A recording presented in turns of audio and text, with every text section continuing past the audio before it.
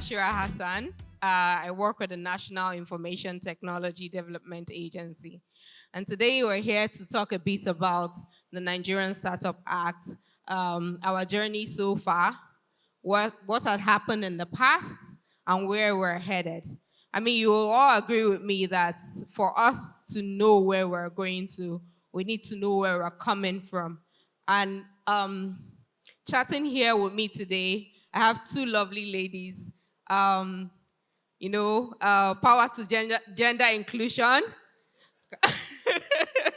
to talk about some of the things we've done, our wins, the challenges and opportunities to look forward to. I have the National Coordinator at the Office for Nigerian Digital Innovation, Victoria Fabunmi. Please, could you introduce yourself? Thank you.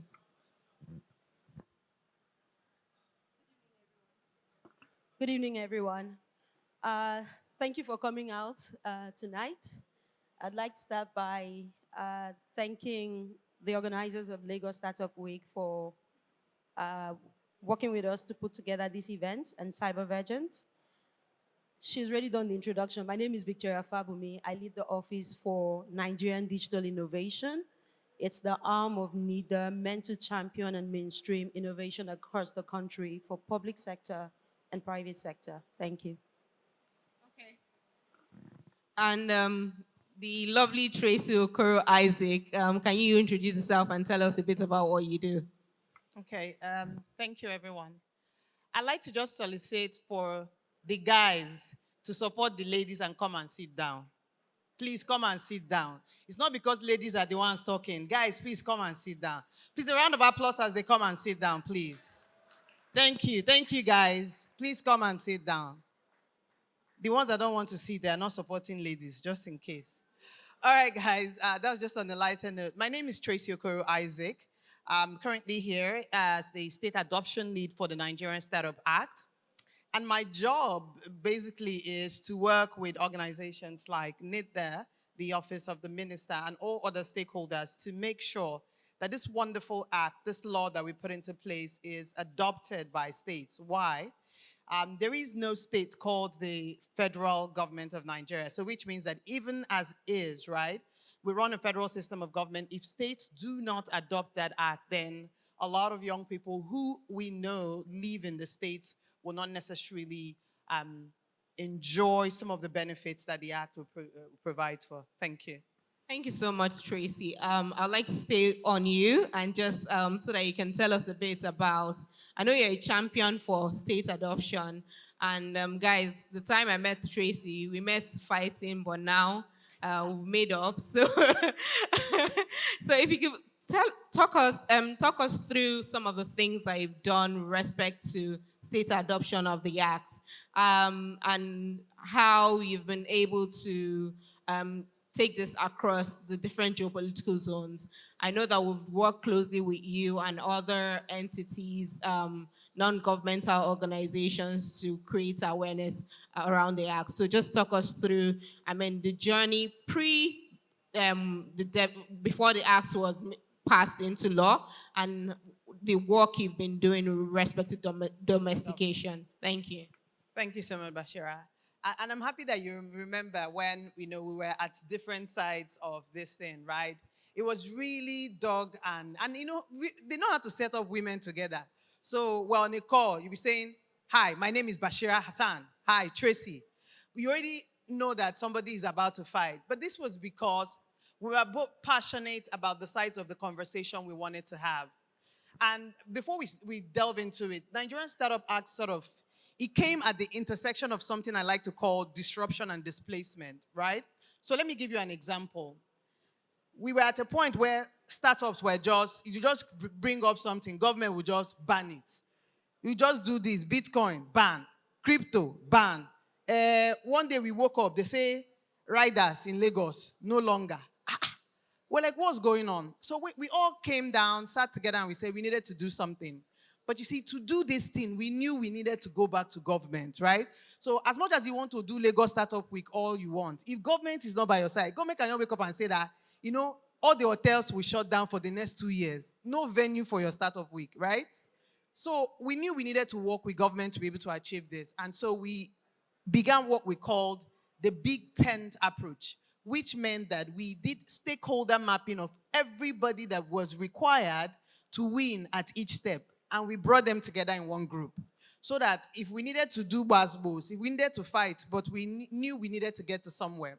And so when I say disruption and displacement, I meant, for example, who here has been inside the four walls of a bank in the last 3 years? Let's be truthful. 3 years. 4 years. That you've gone to a bank in the last 5 years. Okay, in the last 2 years. In the last 1 year. I don't know what people are looking for in the bank. But I know that I used to go to the bank, and when I stand in the line, you know those women, that's when they'll start saying that, hey, my friend, what did you even say you brought to work? In front of me? Then I'll go and fight. So I'm sure some young guys saw that Tracy's always fighting in bank. They say, you know what? Let's go and build her a mobile app so that she can stay in her house and stop fighting. They built an app. Beautiful innovation. But just like with all startups, it disrupts the entire industry. And then there's displacement on the side of government. Government that came in, they say, we have 5 million out of jobs. We're going to provide them jobs. Then you go and create app. 4 million people extra have now been sacked. Now have 9 million. What do you think that government will do? They will ban your innovation. So that's exactly what happened. And so we needed to find a middle ground. How do we make sure that while we are supporting and nurturing innovation, that the government creates an enabling environment to prepare for things like displacement? So the act was born, right? We worked with over 800 people, of which there are a lot of them in this room. I'd like to give a big shout out to who we call our big daddy, TD. I saw him. Please, a round of applause for him. Him and the likes of, Kola Aino, Inya Boyeji, major kingpins, right? The DG of NITDA were just boxing it out. But at the end of the day, we came out with an act, right? A legal instrument, right, that isn't the silver bullet to solve all our problems, right? But it created a platform for us to even begin this conversation, right? For investors to say, okay, we're going to come into that country. Why? Because there is now a policy that creates incentives for even startups and even investors, right? And so even after that act was passed in 2022, we knew we needed to do something. Like I said, a lot of the young people are living in our states. And if the states do not adopt the act, then we would have set up ourselves to only win at the national part and not at the state level. Why do we need to win at the state level? The unemployment that we're looking for. On tech entrepreneurship is going to be one of the key drivers of employment, right? Now and in the future. Why? Market creating solutions, businesses are the ones who are going to be providing access. And once they provide access, it means that they're going to need to employ people to be able to do these jobs. And so we need the required infrastructure. We need government to invest in infrastructure in states. We need government to invest in capacity building. We need government to invest in funding these early stage startups, right? I'm going to stop here so that I can leave some for Victoria to be able to share. Thank you. Thank you so much, Tracy. Thank you so much, Tracy, for that recap. I was thinking of what to say when you were talking. So, yeah. Anyways, I think that while there are a number of people that understood what happened back then, you'd agree with me that, from some of our breakfast sessions that we had a few days ago, some people, the whole conversation around developing of the acts is quite new to them. So I think that this information, at least they understand where we're headed now. So Victoria, I think because you just got appointed as the national coordinator, I think that you have your job cut out for you. You'd agree with me that the ecosystem, because we have so many young people there, very young and energetic and restless as well. And restless, I'm using this in a good connotation, right? They're restless for activities. They want to see this act that we've sung the praise and pushed and driven and said, Tracy said it's not a silver bullet, but some people would argue that it's probably... Somebody met me in the airport somewhere and just said that, Tracy, You say that once they pass this act, Exactly. everything has happened. Exactly. Nothing has happened. Exactly. I say, don't worry. So I want to put Victoria on the spot now to say, I mean, can you talk to us a bit about what your vision is with respect to implementing the act? What should the good people in this room look forward to? Um, um, some people would have argued that the light that we claim to be at the end of the tunnel is dying, right? So how can we reignite this confidence and spark within them? Give us a little bit of hope. What should we look forward to? Thank you. So it's interesting how Tracy set the background. I used to be a VC a couple of months ago, and I remember we were very interested in investing in Gokada. I'm sorry that I'm mentioning names. And then we wake up in the morning, and then there's a law that says riders are banned. As an investor, that takes you two, maybe three steps back in how you were thinking about the ecosystem. So big ups on the work you've done. Thank you to everyone that thought about it from how do we make the ecosystem better. It's a silver bullet, whether you like it or not. In tech, we agree that you have your better version and then you build on it. Everything is constant iteration. So thank you very much to Tracy and everyone in the ecosystem that thought about working or implementing on this. Big ups to Charles too. I remember he was also fighting with us with a National Assembly. Absolutely. So in terms of how are we thinking of taking this forward, the platform has been built. One of the feedback we got throughout the breakfast session we had 2 days ago was awareness. Not many people are aware that the act exists. And so that's a huge or a fundamental problem.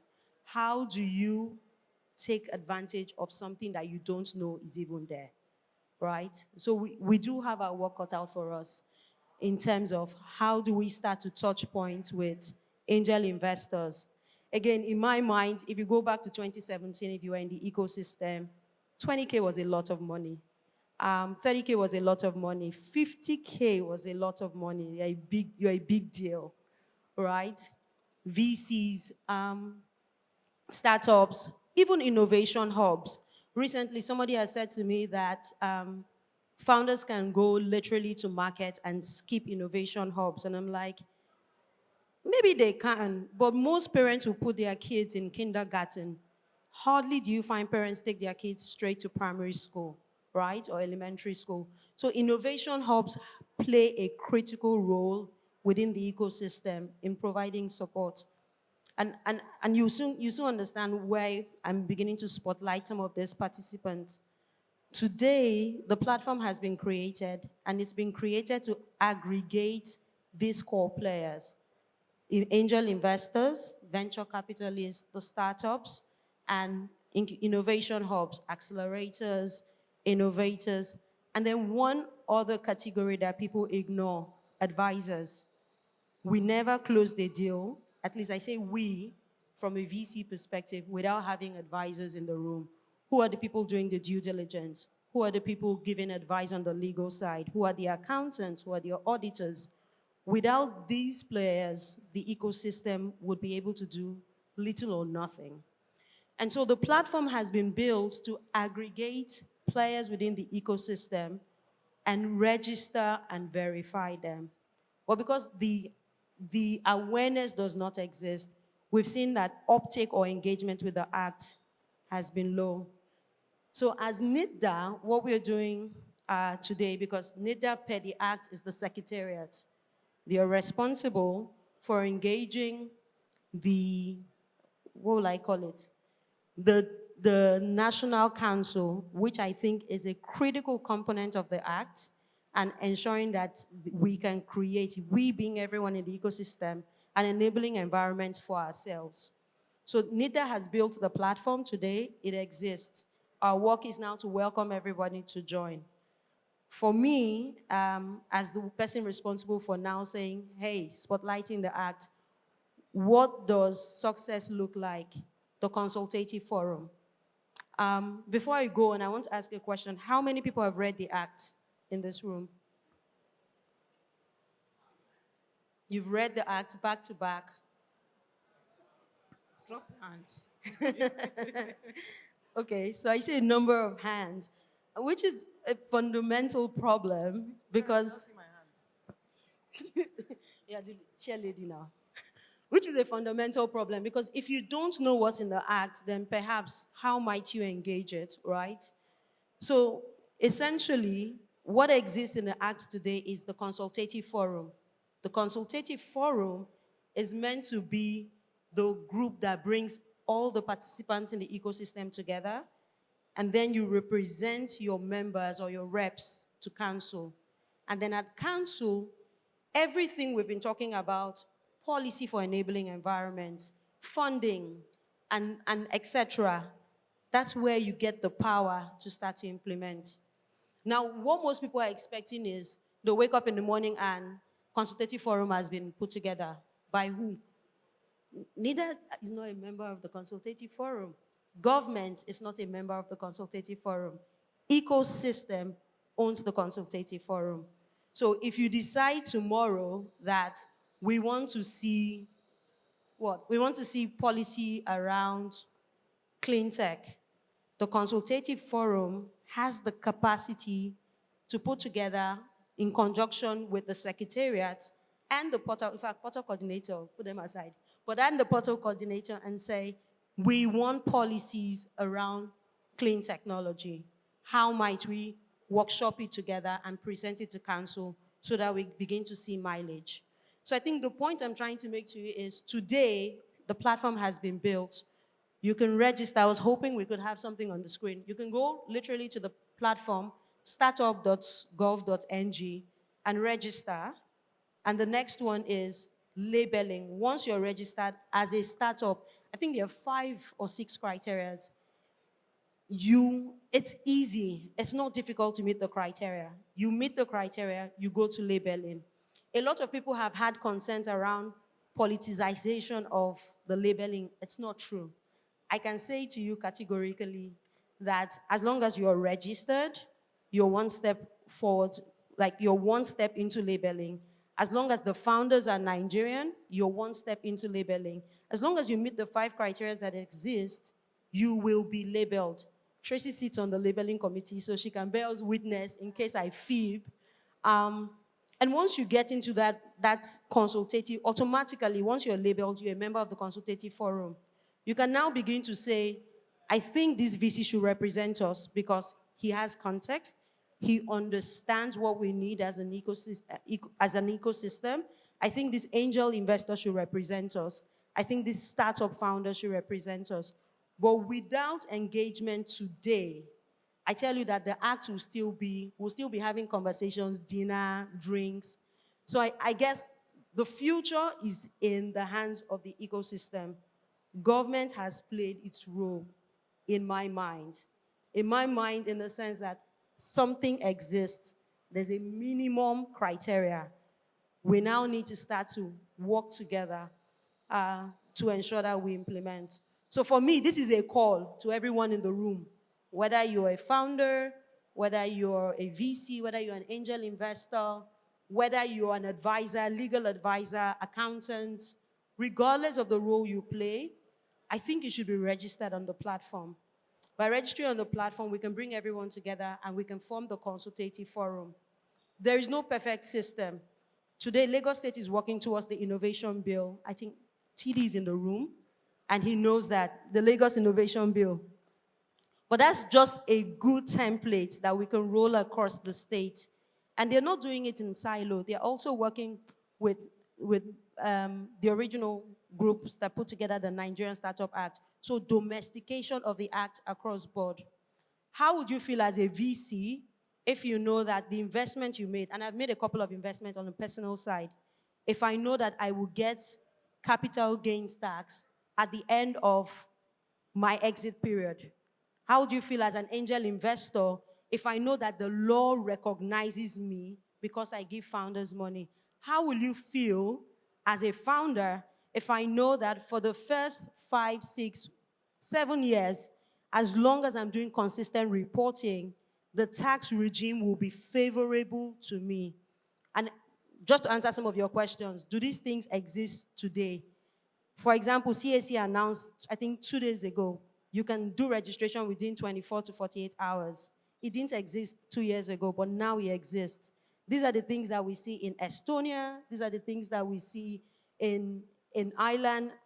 Just being able to do your registration quickly, and it will have that ripple effect across board. So essentially, the future belongs with the ecosystem. I think what government has done is it's democratized the process and is welcoming everyone to come join with ensuring that the Startup Act implementation is a success. Thank you. I hope I did time good. Thank you very much. I think we're done. We can just go because Victoria was just enjoying her role here. Anyways, if there's anything I took from what you said is that the future belongs to the ecosystem. For those of us that are yet to read the act, you can scan it here. There's a barcode behind me. You can scan to just go through. If you an alternative would be that you come and meet me later after this session, and I can break it down for just a small consultation fee, please. Bashira, We lawyers who are still looking for work, Tracy, please. hold on. Because I know people who are saying that Tracy has sold out now. She's now on the side of government, right? There's just something I need us to agree on, even as government, right? That the job not necessarily doesn't stop at the ecosystem's court. The Nigerian Startup Act, the portal, needs to have, because we touted it as a one-stop shop, right?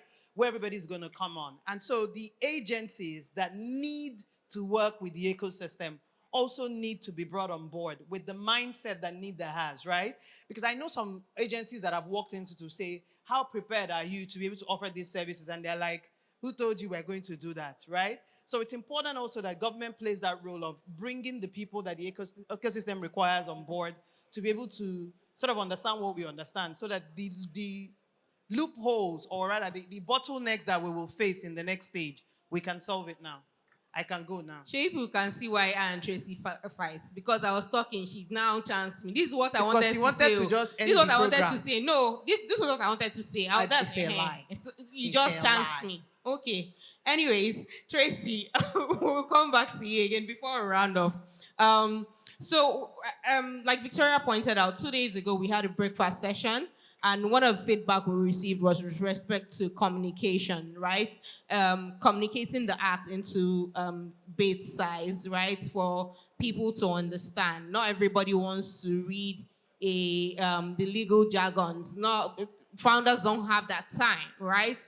And we deliberated a bit about how to navigate some of these things, but still on the topic of the domestication, because NITDA, UNDI has its work cut out for it in terms of how they'll break this information, how they'll be able to cascade and take the Nigerian Startup Act to the nooks and crannies. Startup does not begin and end in Lagos, Abuja, or Port Harcourt even, right? So can you tell us a bit about what we should look forward to in terms of what you had learned, some of the lessons learned when you were doing your state adoption? What should the National Coordinator for UNDI look forward to? Yeah, so one of the things we're going to do, in partnership when we're going to states is to realize that every state is nuanced differently, right? And that critically, the different players in every state should also be treated as unique as their state, right? So you can go to states like Abia, and because they have a forward-thinking governor, right, who is really pushing to make sure that things work, you now think that his commissioners are the same, right? That's not necessarily true. So we have to have that patience, right, and open mind to be able to design the adoption process for every state as we see it fit, right? So the way we will adopt in Abia will not be the way we'll adopt in Kogi State. And also because we want every act that a state provides. So for example, Kaduna State Act, right, has to be fully independent of, maybe the national government saying, do like this. They have to decide what works for Kaduna State and how can Kaduna State be able to create an enabling environment for their ecosystem. The young people are willing, they are ready, right? But we need to also show them that we're ready, right? But how much commitment, how much ownership the government shows in doing this. So, for example, I'm looking at where we can have the Nigerian Governors Forum, right? Bring them together. bring the likes of the DFIs together to say, we see you funding a lot of projects in states.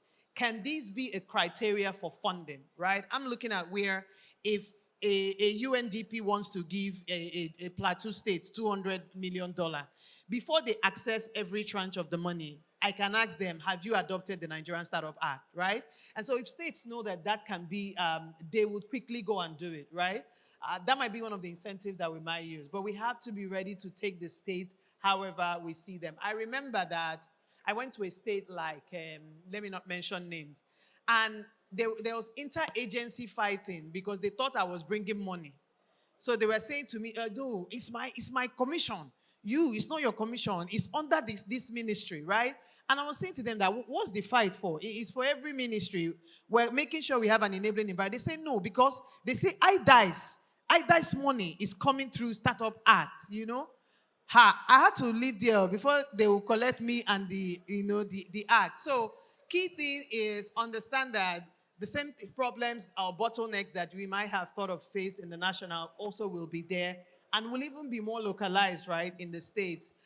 But to think of the young people for whom we're building this thing for when we're going there. So be prepared to explain. Bashira, you talked about the easier version. There's a summary of the Nigerian Startup Act that is relatable, easily defined. The reason why we did it was I also was trying to read the act when we had finally finished it.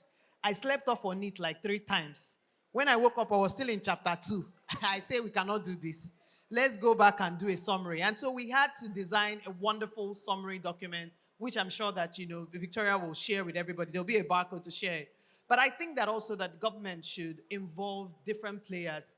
And I'm talking about the players like the ISN, right? Like the AfriLabs, who already have these existing networks, right, across the country to say, you have these relationships, let's go with you, right?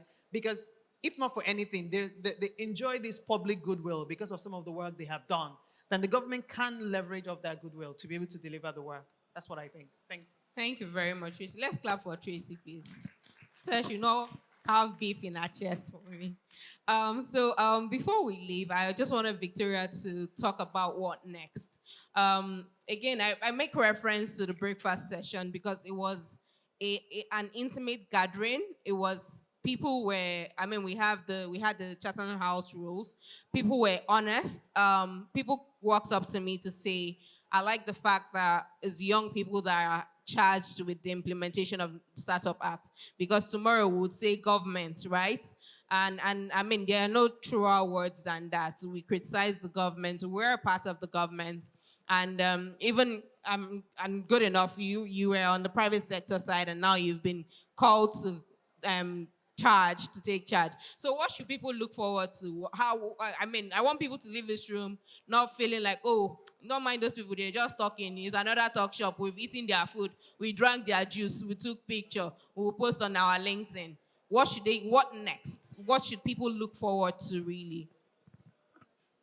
So I'll keep this short because I know that we need to start hobnobbing and taking all the small jobs that we have. What should we look out for?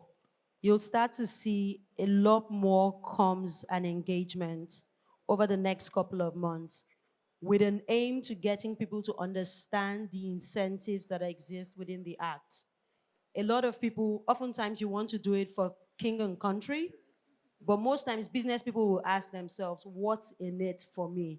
So over the next couple of weeks, you start to see bite-sized information that allows the ecosystem consume and understand the incentives within the act. Understand where the touch points are, who you should engage, and how you can perhaps optimize it for your own specific needs. That's one thing. The next thing is also MDAs. You start to see and hear a lot more engagement around NITDA and the MDAs and how that will be beneficial to you. I'm not going to announce a working group today and say there will be XYZ working groups. A lot of working groups have existed, but I also understand that there might be certain parts or portions of the acts that might not be covered. So somebody said something like, I do importation. Is there any part of the act that covers me? I'm like, we made room for exports. But that doesn't mean we should exclude them. So if there are engagements we should have that would strengthen their work, then it's something that we look forward to receiving feedback on. So what is your takeaway today? Start to expect a lot more engagement, so you get invited to activities that allows you better understand the act, helps government to implement the act in a way that you can consume. Two, you start to see activities in your own local domain. So Tracy was spot on with the state domestication. Lagos State is happening because a couple of people have come together and said, we want the Lagos Innovation Bill. Not everyone is from Lagos. So if you're from Anambra, you can put your hand up and say, I'm from Anambra, I'd like to work with you on domestication in Anambra State. What would that look like? If you're from Ekiti, I'd like to work with you on domestication from Ekiti. What would that look like? It is really us bringing the power of the office, but still engaging the ecosystem as we go. So that's what you should look forward to. If there are things you want to see that we haven't even put in front of us, again, young people, private sector, we're open to feedback, and you can always reach us at any time. Thank you. Thank All you. right, thank you very much. Let me finish my work now. Please, go Thank ahead. you. On that note, I'd like to thank you for you all for indulging us. Mine is just a call to action, really. As much as we call the government or we try to hold the government accountable, please, we shouldn't shy away from working with the government. I mean, we're young people. We identify as you people too. So extend an arm of friendship to us. Challenge us. Tracy has you saw it now. We fought, we reconciled on this stage. So challenge us, extend an arm of friendship. If you have ideas, please approach the new national coordinator at ONDAI to say, oh, I think I have this idea. Let's brainstorm. Let's see how we'll be able to push forward. This Nigeria belongs to us. So unless, we can't all jackpot. So it is our job. It is our work to see that it is the Nigeria of our dreams. The Nigeria of our dreams is actualized. Thank you very much for having us today.